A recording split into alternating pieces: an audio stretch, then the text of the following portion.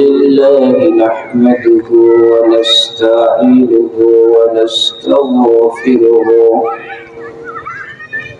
ونؤمن به ونتوكل عليه ونعوذ بالله من شرور أنفسنا ومن سيئات أعمالنا من يهده الله فلا مضل له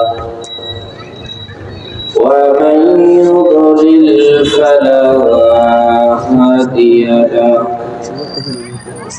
ونشهد أن لا إله إلا الله وحده لا شريك له ونشهد أن سيدنا وسندنا وحبيبنا وحبيب طبيبنا وطبيب قلوبنا وأولانا ومولانا محمدا عبده ورسوله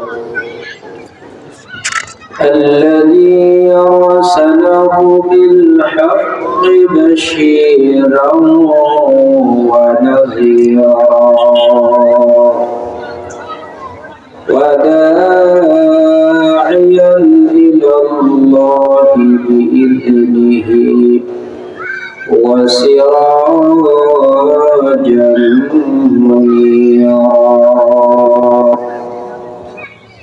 أما بعد فأعوذ بالله من الشيطان الرجيم بسم الله الرحمن الرحيم وأما من خاف مقام ربه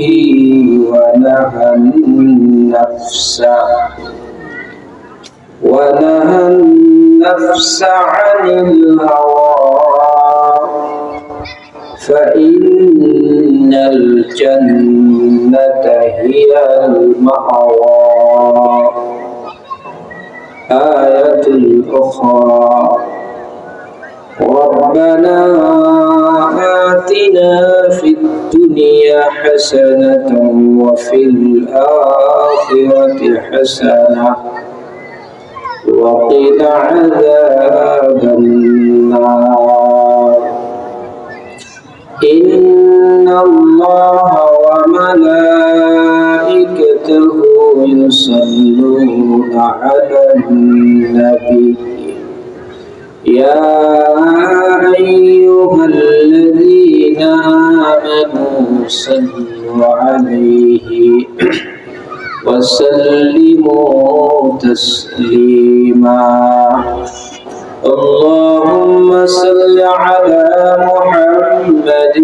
وعلى آل محمد كما صليت على إبراهيم وعلى آل إبراهيم إنك حميد مجيد اللهم بارك على محمد وعلى آل محمد كما باركت على إبراهيم وعلى آل إبراهيم إنك حميد مجيد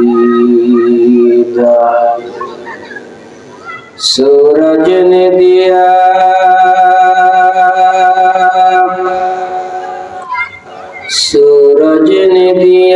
F1 शुआं कोई फैगाम दुनिया दुनिया है अजब सीज कभी शबह कभी शाम दुनिया है अजब सीज कभी सुबह कभी शाम दुनिया में हो दुनिया का तलबगार नहीं हो बाजार से गुजार में हो खरीदार नहीं हो ला इलाहा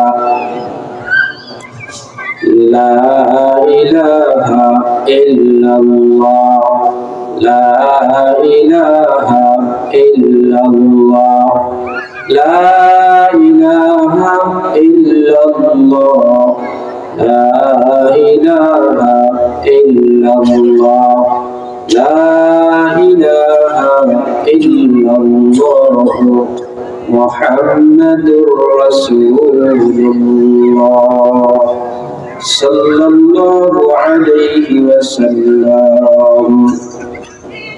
अल्हम्दुलिल्लाह, মহান আল্লাহ তাবারক ওয়া তাআলার দরবারে শুকর আদায় করে নিলাম আলহামদুলিল্লাহ।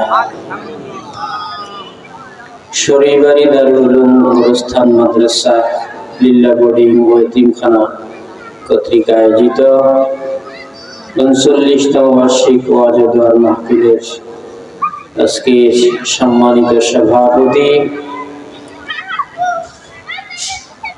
এবং আজকের মাহফিলের প্রধান অতিথি মুফতি হাফিজাহুল্লাহ কাসেমি সাহেব, আরো উপস্থিত আছেন মাওলানা মিজানুর রহমান ফরিদি সাহেব এবং দিগার হযরত উলামায়ে কেরাম, আমার সামনে উপস্থিত দিনদার পিপাসিত কালেমার মহব্বতকৃত বান্দা ভাইরা মুরব্বীরা, সকলের প্রতি আমি আমার আন্তরিক সালাম বিনিময় করছি। আসসালামু আলাইকুম ওয়া রাহমাতুল্লাহি ওয়া বারাকাতুহু। প্রথমেই মহান আল্লাহর প্রশংসা আদায় করে নিলাম। At first I remember my Allah who has us created as a Muslim, not a non-Muslim, as a man, not an animal, who has created all things. In this world, الذي خلق السماوات والأرض وما بينهما. সর্বপ্রথম আমরা সেই মহান ইজ্জত আল্লাহ তাবারক ওয়া তাআলার প্রশংসা করে নিলাম, কারণ প্রশংসা পাওয়ার একমাত্র মালিক কে?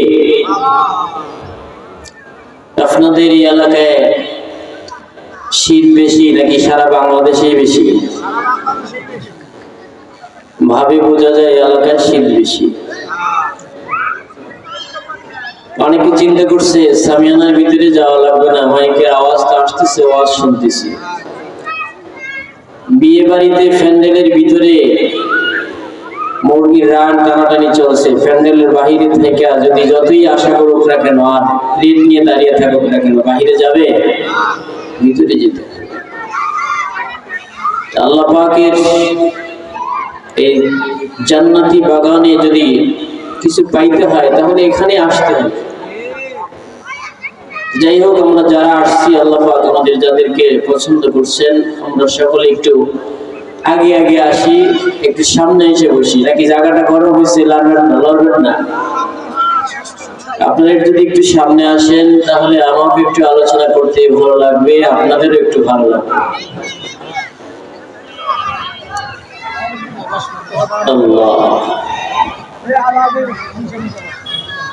আল্লাহ মহান, আল্লাহ মহান, সারজাহানের রব, অনন্ত অসীম তার ক্ষমতা গৌরব। দয়ালু মেহেরবান তিনি ক্ষমাশীল, দয়ালু মেহেরবান তিনি ক্ষমাশীল। সর্বত্র দয়ার ছবি ভাসে অনাবিল। আকাশ বায়ু সাগর পাহাড় পাথরের বুক ছিঁড়ে ঝর্ণা বাহার। রবি শশী গ্রহ তারা মেঘ পানি বৃষ্টি গাছপালা ফুল ফল সবই যে তার সৃষ্টি, ঠিক না? জন্মদাতা নাই তার, জনক তো নয়, বাদশাহী চিরস্থায়ী নাই তার ক্ষয়। সন্তান সন্ততি আর মান সম্মান, সন্তান সন্ততি আর মান সম্মান, যাকে ঝান পুরাণ করেন প্রধান, ঠিক না? সন্তান হাজারো চেষ্টা করলে আনতে পারবেন? দেওয়ার মালিককে, দেওয়ার মালিককে। শীতকে দূর করে মাহফিলের বাহিরে যারা আছে তারা যেন বুঝতে পারে যে প্যান্ডেলে কিছু লোক আছে, একটা আওয়াজ দেওয়া যাবে? দেখবো আপনাদের আওয়াজ বেশি হয় না আমার আওয়াজ বেশি হয়। কন্টেস্ট একটা তাকবীর দিই, নারে তাকবীর। আপনাদেরটা বেশি না আমাদের বেশি? আমার তো মাইক আছে, আপনার তো মাইক নেই। আরেকটা আওয়াজ দেন, নারে তাকবীর। শীতটা দূর হয়ে গেছে। তাহলে সন্তান সন্ততি আর মান সম্মান, যাকে চান পুরাণ করেন প্রধান। সন্তান দেওয়ার মালিক আল্লাহ, সম্মান দেওয়ার মালিক কে? রিজিক দেওয়ার মালিক কে? গত বছর আমি যে আলোচনা যেখানে রেখে গিয়েছিলাম, গত বছরের আগের বছর আমি আবার সেখান থেকে আলোচনাটা একটু শুরু করতে চাই, যতটুকু সময় আমার ভাগ্যে নির্ধারণ করা হয়েছে। আমি বলে গিয়েছিলাম কোথায় কোন গাছে একটা আঙ্গুর ধরেছে, ওই আঙ্গুরের যখন ফুল করা হয়েছিল সেখানেই আমার নাম লেখা হয়ে গেছে। হাজারো বাজারে চেষ্টা করে তারা নিতে পারে না। আজকে সরাইলের বাসিন্দা ওই আঙ্গুরটাই নিয়ে এসেছে, আর সেখানে অনেক লোক বসা ছিলাম, কেউ আমার রিজিকের, আমার ভাগ্যের লেখা আঙ্গুরটা খেতে পারে না। হাত দিয়ে ওখান থেকে চলে গেছে, আমার রিজিকে যেটা ছিল সেটাই আমি খেয়েছি, ঠিক কিনা? কোন এক আল্লাহর বান্দা রাস্তা দিয়ে হেঁটে যায়, তো যখন যায় রাস্তায় দেখুন আমাদের বড় দুঃখ লাগে, কোনটা মুসলমানের সন্তান, কোনটা খ্রিস্টানের সন্তান, কোনটা বৌদ্ধর সন্তান, কোনটা ইহুদির সন্তান বুঝা বড় মুশকিল হয়ে গেছে, ঠিক কিনা? রাস্তা দিয়ে যখন হেঁটে যায় একটা কুকুরের সঙ্গে আল্লাহর বান্দার যখন দেখা হয়ে গেল, এবার আল্লাহর বান্দা ওই কুকুরটাকে দেখে তাকে ঘৃণার দৃষ্টিতে একটু তাড়ানোর চেষ্টা করলেন। যা কুকুর, দূর হয়ে যা, তোর গায়ে যদি আমার পোশাক লাগে নাপাক হয়ে যাবে। কুকুর যদি ভিজা থাকে, পোশাক যদি শুকনো থাকে, আর যদি কুকুরের গায়ে লাগে তাহলে পোশাক নাপাক হয়ে যাবে।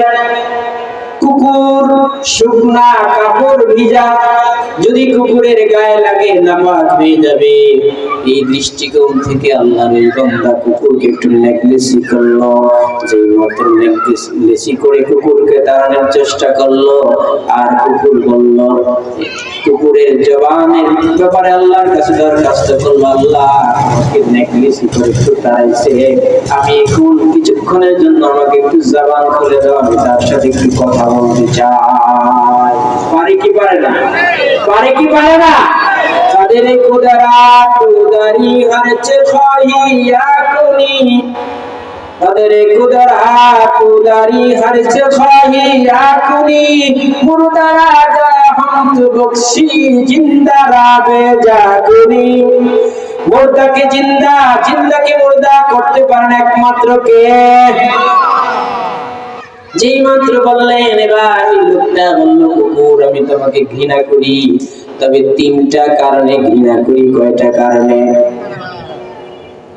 1 নাম্বার কারণ হইল কুকুর পালা কুকুর থাকে অনেকের বাড়িতে, কিন্তু যখন কোনো ফকির মানুষ ঢুকে অথবা কোনো অপরিচিত লোক ঢুকে, তখন তুমি ঘেউ ঘেউ করে তার দিকে আগিয়ে যাও। সাধারণ মানুষ যখন ঢুকে, আবার ফকির যখন ঢুকে, বিশেষ করে যার হাতে লাঠি তার দিকে বেশি আগে তাড়িয়ে যাও, ঘেউ ঘেউ করো, তারে কামড় দিবা দিবা ভাব। কারণটা কি? এই জন্য তোমাকে আমি ঘৃণা করি। এবার কুকুর বলে, আর কি? আর দ্বিতীয় নম্বর কারণ হইল, দুনিয়ার জমিনে জায়গার অভাব নাই, কিন্তু তুমি দেওয়ালের পাশে গাছের গোড়ায় বসা প্রস্রাব করো, খালি মাঠে প্রস্রাব করো না। কারণটা কি? এক পা অঙ্গে এক কুকুর প্রস্রাব করে না? দ্বিতীয় নম্বর হলো, রাত্রি যখন 12টার পর হয়ে যায়, 1টা বেজে যায়, তখন তুমি ঘেউ ঘেউ করো, মানুষের ঘুম নষ্ট করো। এই জন্য আমি তোমাকে অপছন্দ করি যখন কথাগুলো বলতেছি। আর কুকুরের জবান খুলে দেয়। এবার কুকুর বলে, ও ভাই আল্লাহর ওলি, তোমার সাথে আমার প্রথম প্রশ্নের জবাব হইল, আমি কোন কারণে বাড়িতে ফকির ঢুকলে পরে আমি ঘেউ ঘেউ ঘেউ ঘেউ করি? 1 নাম্বার কারণ হলো, আমি চিন্তা করে দেখলাম যে ফকিরটা বাড়িতে ঢুকছে, ওই বাড়িওয়ালাও মানুষ, আর যিনি ঢুকছে তিনিও তো একজন মানুষ। আর মানুষ হইয়া মানুষের কাছে রিজিকের জন্য যায়, এটা আমার বরদাস্ত হয় না, আমি পছন্দ করতে পারি না, আমার সহ্য হয় না। এই জন্য আমি তাকে এখান থেকে দূরে সরিয়ে দেই। কারণ রিজিকের মালিক তো একমাত্র কে? রিজিকের মালিক কে? আর যদি বলতে হবে রিজিকের মালিক কে? হায়াতের মালিক কে? মৌতের মালিক? কিস্তির মালিক?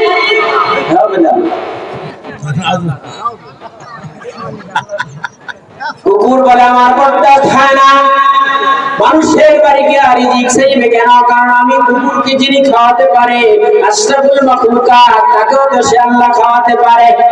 পারে কি পারে না? বাদশা হারুন রশিদের জামানায় এক লোক ভিক্ষা করে, অনেকদিন পর্যন্ত ভিক্ষা করে। এক লোকের 70 বছর হয়ে গেছে, সে ছোট থাকতে দেখে এই লোক ভিক্ষা করে, এখনো দেখে সে কি করে। এই লোক বলে, ভাই এত জনম ভিক্ষা করছো, তোমার কি স্বভাব আর অভাব কোনোটাই পূরণ হয় না? কয় না। মানুষের কাছে যাও, 5 টাকা 10 টাকা দেয়, বাদশা হারুন রশিদের কাছে যাও, এমন দেওয়া দিবে আর কোনোদিন ভিক্ষা করতে। তার মাথায় কথাটা লেগে গেছে, হাঁটি হাঁটি পা পা করে। আজকে প্রস্তুতি বাদশা হারুন রশিদের বাড়ির দিকে যখন রওনা করলেন, আসরের সময় হয়ে গেল, মসজিদে বাদশা হারুন রশিদ ঢুকে গেলেন। আর সেখানে গিয়া যখন তিনি আপনার নামাজ আদায় করলেন, ফকির প্রথমে দেখা করতে পারে নাই, পরে যখন নামাজ শেষ হইল, সব মানুষ চলে গেল, বাদশা হারুন রশিদ ওই মসজিদের ভিতরে বসা, তাসবিহ পড়ে, নামাজ শেষ করে তাসবিহ পড়ে এবার 2 হাত তুলে আল্লাহর দরবারে চোখের পানিগুলো ছেড়ে দিছে, দাড়িগুলো ভিজে টপ টপ করে পানি পড়ে। আর ফকির একবার 2বার অপেক্ষা করে জানালা দিয়ে কি মেয়েরা দেখে 2 হাত তুলে চোখের পানিগুলো ছেড়ে ছেড়ে কাঁদতেছে। এবার মুনাজাত শেষ, যখন বাদশা মুর্শিদ বের হয়ে চলে যায়, ফকিরটাও চলে যায়। উনি দেখা ফকিরকে ডাক দিলেন, ফকির তুমি যেন আমার কাছে কি চাইবা চাইবা ভাব, কিন্তু চাইলা না, কারণটা কি? আমি কি চাইব? আমি 70-75 বছর ভিক্ষা করি মানুষের হাতে 1 হাত দিয়া, দেন ভাই আমাকে 5 টাকা দেন, কোনদিন চোখের পানি ঝরাই না। আমি তো দেখি আমার চাইতে বড় ভিক্ষুক তুমি। তুমি কার কাছে 2 হাত তুলে তুলে চোখের পানি বুঝাইয়া বুঝাইয়া চাও? আমি আজ থেকে সিদ্ধান্ত নিয়েছি, আমি আর কারো কাছে হাত পাতবো না। আমি যদি চাই, বাদশা হারুন রশিদ যার কাছে চাই, এত বড় প্রতিধ্বনি হয়েছে, আমি চাইলে তার কাছেই চাইব।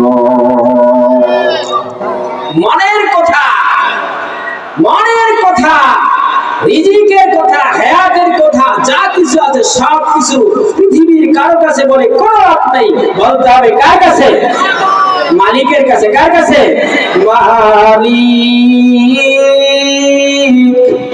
মালিক তোমার পাশে একটা ঘর বানিয়ে দিও, যেদিন বিভীষিকাময় কেহ কারো আপন নয়, সেদিন তোমার পাশে একটু জায়গা করে দিও মালিক, মালিক। এই যে ঠান্ডার মধ্যে বসে আছেন, নগদ কিছু পাবেন? তাবারুক দিবে?